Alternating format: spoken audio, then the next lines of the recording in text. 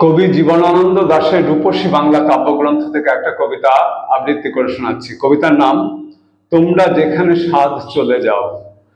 তোমরা যেখানে সাধ চলে যাও, আমি এই বাংলার পাড়ে রয়ে যাব।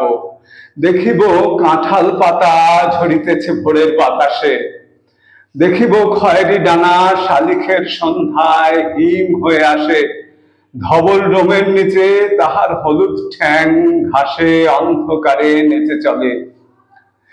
একবার দুইবার, তারপর হঠাৎ তাহারে বনের হিজল গাছ ডাক দিয়ে নিয়ে যায় হৃদয়ের পাশে।